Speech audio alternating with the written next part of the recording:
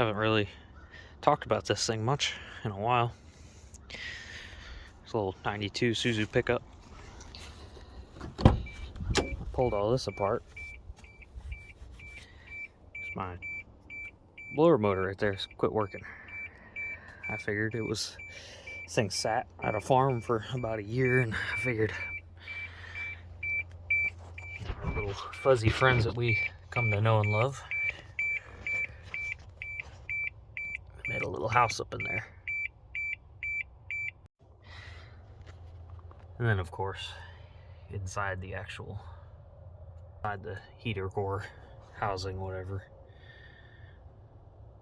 you don't need a cabin filter.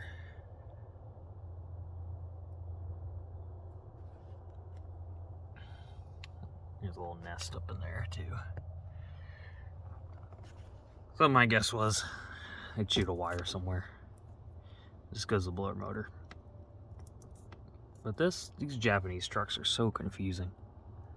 Everything's controlled by ground. So it's actually, when you flip this switch up here, you're actually just grounding out the blower motor. So it's got constant 12 volt. Should have constant 12 volt to this blue and white wire. And this black and blue wire goes up to this resistor right there. And then from there, these go out to the different positions on that switch. And then depending on which switch, which mode it's set on, 1, 2, 3, 4, or off is just disconnected, but it's different resistors that runs through. So the resistance, it was what keeps the motor slow or fast, or then you got just the straight 12 volt for the full blast. So I've been dealing with that, and headlights are the same way, controlled by ground. It's weird, like the high beam, low beam, but yeah, I had to pull the glove box out and all that. So what I've been doing is, these are the relays.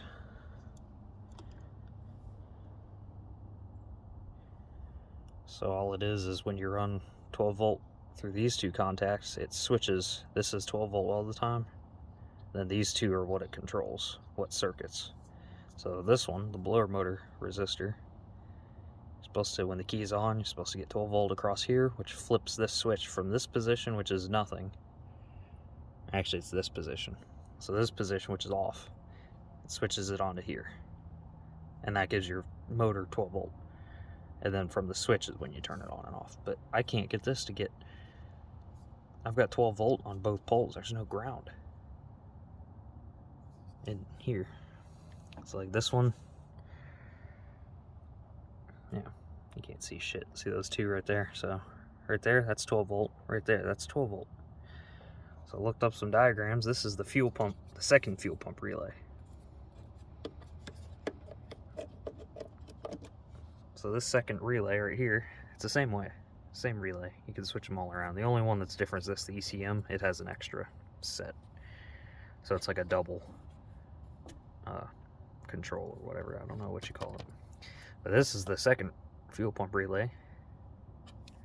Same concept, 12 volt across here. It flips from this position to this position. Well, the 12 volt across this coil also comes across this coil, and then it goes all the way over here on this side of the engine to the oil pressure switch down there, which is then grounded on the engine somewhere. I have no idea where. And I think that's the issue, is it just the relays aren't grounding. I don't even think this relay cuts on. So I've got 12 volt everywhere. I can force the motor on with 12 volts straight through, so I think that's what I'm going to do, is just jumper that relay position, or take the relay out and just jumper it over so that my blower motor gets 12 volt. Because I didn't put the AC back in this truck. The compressor's there, but the condenser up front and the little dryer module, whatever you want to call it, that thing's gone. They were garbage. It held charge for about a day. when I bought it, and then it all went out, and I don't care. Summertime, I roll the windows down, but I need some heat in here.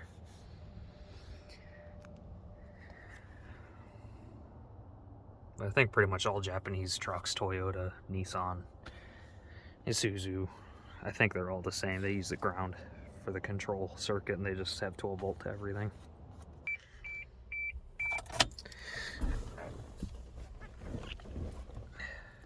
Ignore the bird poop. So, what I'm pretty much guessing at this point, but it has to be a ground. So that relay under the dash gets fed straight from the 80 amp main fuse. So when you key on, it should have, because that 80 amp turns on with the key on from the main relay, something like that. It's when the key on, that relay should have power, and it does. But what's happening is that also powers that second fuel pump relay, which is also not energized. But it doesn't need it because it has a different fuel pump relay, which then runs the fuel pump. So the truck starts. And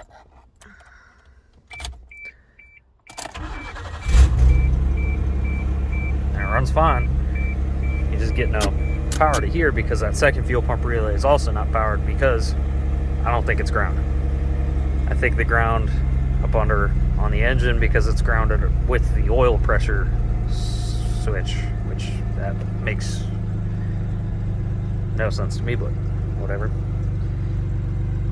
So that's got to be it, because the truck still runs, because the first fuel pump relay is fine. That second fuel pump relay is just a backup. So, but I'm not crawling under this truck today. It's cold, it's wet, it's been raining all day, so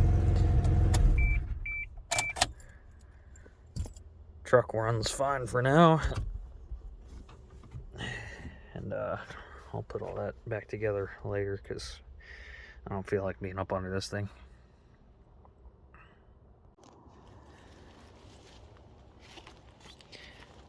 So, living up to its name,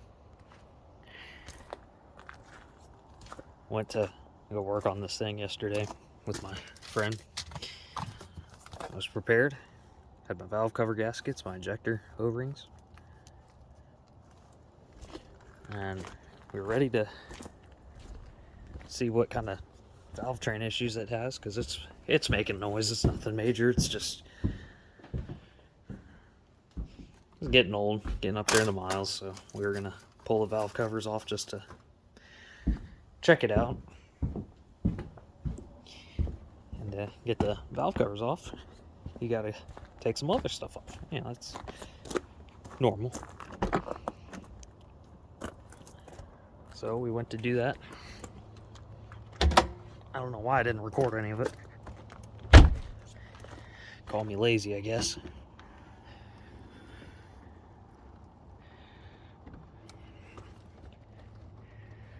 So pull these decorative covers off, and under them is your ignition coils and our wires. Well, stupid me didn't think to check those ignition wires, spark plug wires, spark plugs, the little heat shields around them, and the coils are all original to this car, 2002.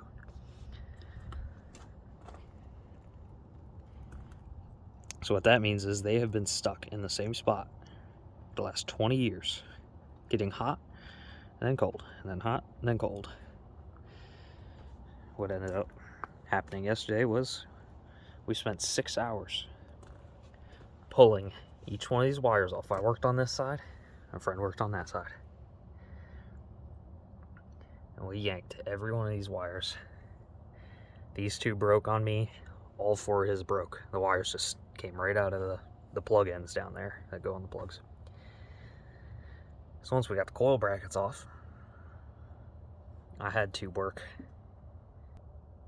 all these wires off the plugs, and they wouldn't even twist. He ended up peeling all of his off, pretty much all the rubber. When I figured out, I just stuck some pliers. I could barely stick them down in there, but grabbed on the heat shield and just yanked on it as hard as I could, and it popped out. And I had to go spend $70 on a new set of wires that were 30 miles away. I had to go drive to them.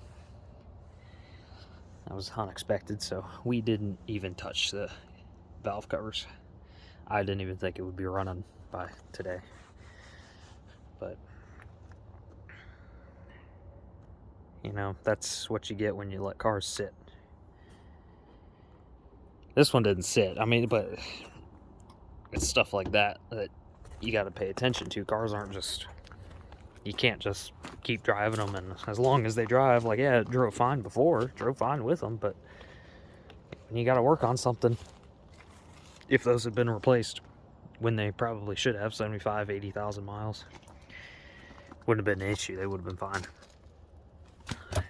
But can't help it now. It's not, you know, really can't blame someone for just driving the car and not really knowing that much about it. You know, they don't realize that stuff like that deteriorates. Just because it's running fine doesn't mean everything's going to be fine. But also, they took it to the dealer to get everything done, so it wouldn't have mattered for them. They would have just paid. The dealer would have told them spark plug wires were stuck, they all broke, buy a new set, and they charged them the hours for it. So, you know, I save money doing it myself, but it's because the car looks good on the outside. Doesn't always mean everything's good on it. So, but now it has new wires. I'm gonna buy a set of spark plugs for it, and probably look into getting coils for it, just so I don't have to worry about it.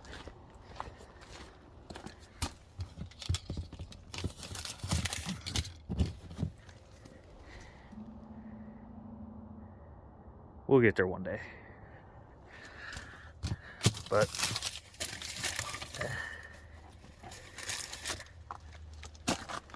I love that kind of stuff. Just, I mean, I was extremely frustrated last night with it because I did not think we were going to get it done, but I just kept plugging away on it and it worked.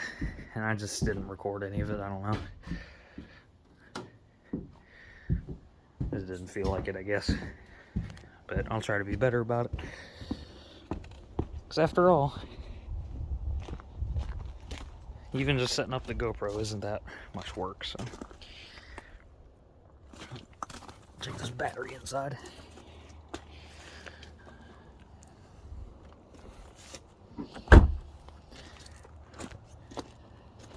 So, another project done on this thing. Not the project I wanted to do, but it needed to get done.